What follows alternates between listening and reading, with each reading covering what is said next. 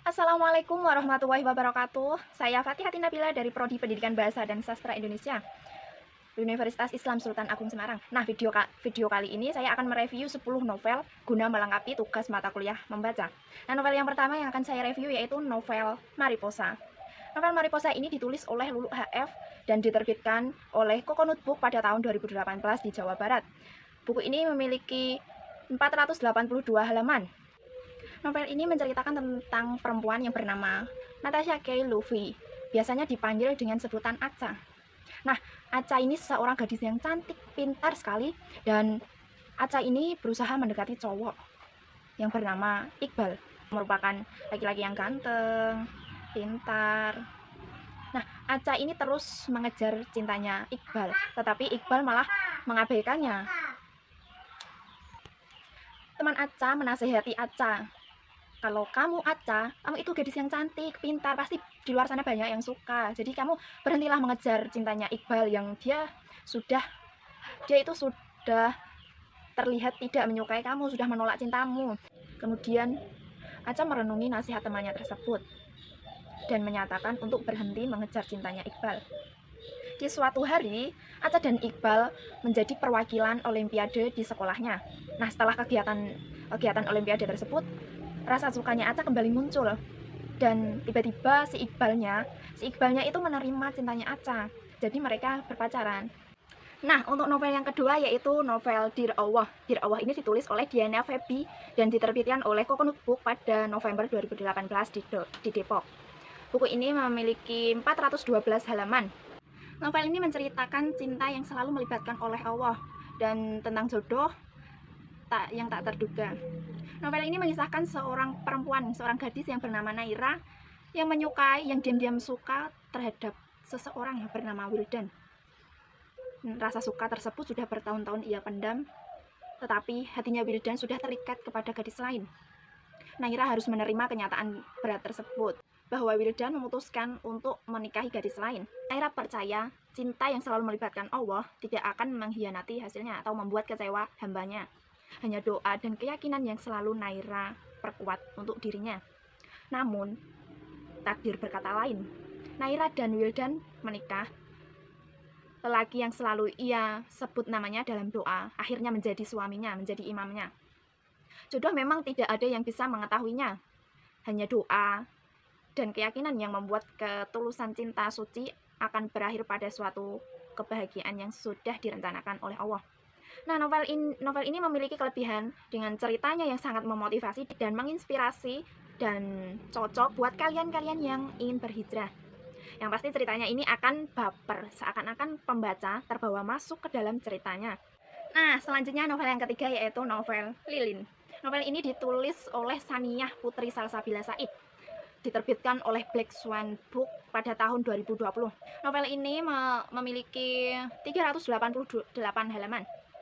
Novel ini menceritakan tentang seorang gadis bernama Alina yang hanya merayakan ulang tahunnya bersama Lilin saja.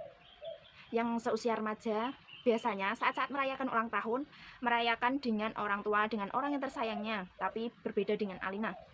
Karena orang tua Alina ini ayahnya tidak menyukai ibunya dan ibunya tidak menyukai ayahnya. Jadi kedua orang tua ini tidak saling menyukai. Cahaya lilinnya tidak membuat hidupnya lebih terang, justru sebaliknya. Cahaya lilin tersebut malah membuat hidupnya lebih gelap. Karena dia ingin merasakan kebahagiaan seperti orang-orang di luar sana yang dicintai oleh ayahnya, oleh ibunya. Alina ingin melihat kehidupan yang memancarkan kebahagiaan, tetapi tak bisa. Alina terlalu lelah dengan semua penderitaan yang telah dialami selama ini. Nah, novel selanjutnya yaitu novel yang keempat, novel Septihan. Novel Septihan ini ditulis oleh Poppy Pertiwi dan diterbitkan oleh Coconut Book pada Agustus 2020. Novel ini memiliki 436 halaman. Novel ini menceritakan seorang murid di SMA Ganesha yang bernama Septihan Aidan Nugroho. Septihan murid pintar dan memiliki sifat pendiam. Septihan murid kesayangan dan murid kebanggaan guru-gurunya. Karena banyak prestasi-prestasi yang Septihan raih, seorang gadis yang terkenal ekspresif bernama Jihan. Jihan sudah lama menyukai Septihan. Berbagai cara Jihan lakukan agar Septihan menyukainya. Walaupun sudah ditolak berkali-kali, Jihan tidak berhenti mengejar Septian. Dengan adanya perjuangan, Jihan membuat Septian membuka hati pada Jihan. Nah, akhirnya mereka itu berpacaran. Novel selanjutnya yaitu novel yang kelima. Novel ini berjudul Teluk Alaska. Teluk Alaska ini ditulis oleh Eka Aryani, diterbitkan oleh Coconut Book pada Juli 2019. Novel ini memiliki tebal 407 halaman. Nah, novel ini menceritakan sosok cowok yang selalu menjadi idaman para wanita. Cowok ini bernama Alistair Reagan. Bukan hanya sekedar tampan. Cowok tersebut memiliki sebuah geng yang bernama Penguasa Sekolah. Nasib sial menimpa cewek teman sekelasnya. Ia selalu menjadi objek bullying oleh gengnya. Alistair sebagai ketua selalu paling kasar dan semangat dalam membuli cewek tersebut. Sampai suatu hari, Alistair berhenti. Kata-kata kasar dan tatapan tajamnya itu menghilang. Itu semua karena sebuah rasa besar yang membuat hidupnya hancur seketika. Rahasia tersebut ada pada Anastasia, teman sekelasnya yang selalu disakiti, yang selalu dibully tersebut. Kelebihan novel Alaska ini memiliki penulisan kata tersendiri, mempunyai ciri khas sendiri dalam penulisan. Penulisan juga menggunakan kata per kata, jadi membuat pembaca paham soal cerita tersebut. Novel selanjutnya yaitu novel yang ke-6, novel yang berjudul Wanita Berkarir di Surga. Novel ini ditulis oleh Felix S., diterbitkan oleh Alphard Press pada tahun 2017, bulan September. Novel ini memiliki tebal 181 halaman. Di dalam buku ini terdapat 5 bab, yaitu 1. Sejarah kaum wanita. Yang kedua, munculnya paham feminisme. Yang ketiga, yaitu imbas dari feminisme. Yang keempat, mengenal pria dan wanita. Yang kelima, Islam sebagai solusi. Novel ini menceritakan orang-orang yang tidak suka kepada Islam senantiasa menuduh bahwa wanita itu diposisikan sebagai warga kelas 2 dibanding dengan lelaki. Dan ini tuduhan tanpa bukti.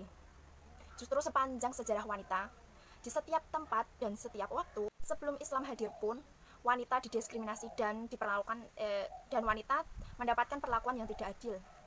Dan itu terus berlangsung sampai datangnya Islam. Islam memberikan posisi yang terhormat bagi wanita sesuai dengan fitrahnya, tanpa membuatnya keluar dari fitrahnya. Selanjutnya novel yang ke-7 yaitu yang berjudul Nikah Saat SMA. Novel ini ditulis oleh Winnie Lia, diterbitkan oleh Coconut Books pada Agustus 2020. Novel ini memiliki tebal 344 halaman. Novel ini menceritakan seorang gadis yang bernama Kaisha. Hidup Kaisha yang awalnya terasa baik-baik saja, seketika berubah. Bayangkan, dirinya yang masih kecil, yang masih SMA, harus menikah karena sebuah perjodohan yang dilakukan orang tuanya. Jika kalian berpikir dirinya dijodohkan hanya karena kekurangan ekonomi, kalian salah. Alasannya bukan itu. Alasannya hanya persahabatan yang terjalin lama antara orang tua Kaisha dengan orang tua si cowok. Terdengar konyol sih, dan tidak masuk akal. Memang, menikah di usia dini, menikah di usia muda, bahkan masih duduk di kelas 12, tapi itu benar-benar terjadi pada Kaisha. Semua mungkin terasa tidak baik, tidak biasa saat Kaisha tahu siapa calon suaminya tersebut. Ya, dia orang yang menjadi urutan yang paling pertama yang harus dijauhi selama ini. Saat itu Kaisha berpikir dirinya hanya pasrah, menerima, menjalani, lalu pergi, dan hidupnya akan kembali bebas seperti remaja lainnya. Tapi semua alur berubah di saat perasaan mulai ikut campur.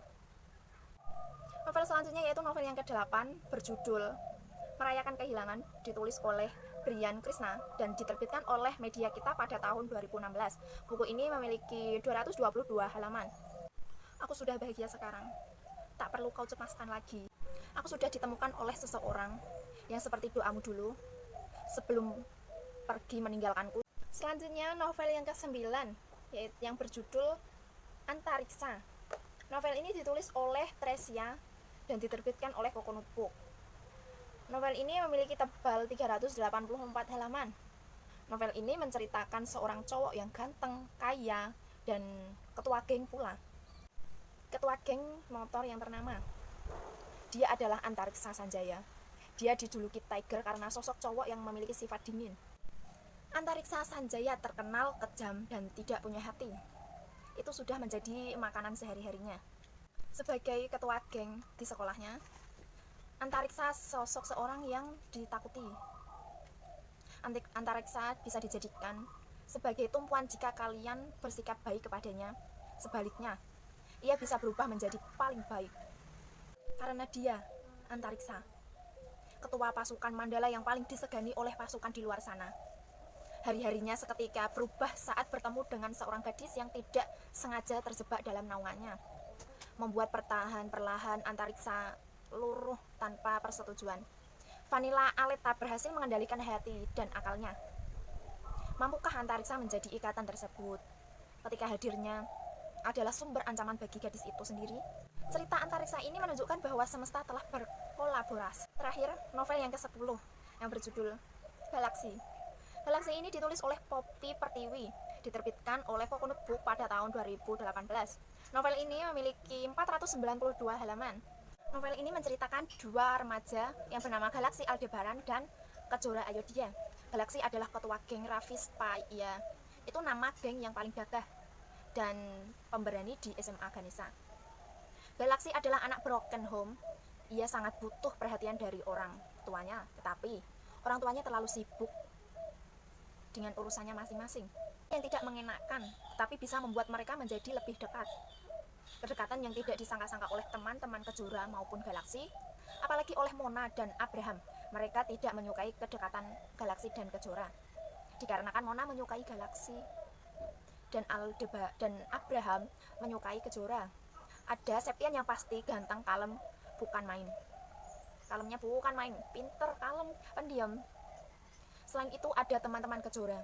Ada Lala yang bertahan dengan sikap playboynya Jordan. Ada Jihan yang ngejar-ngejar cintanya Septian. Dan ada juga Feby yang gak mempan digombalin Nyong. Terima kasih. Mungkin hanya itu yang dapat saya sampaikan. Kurang lebihnya mohon maaf. Saya Fatihati Nabila mengucapkan terima kasih untuk yang sudah menonton. Wassalamualaikum warahmatullahi wabarakatuh.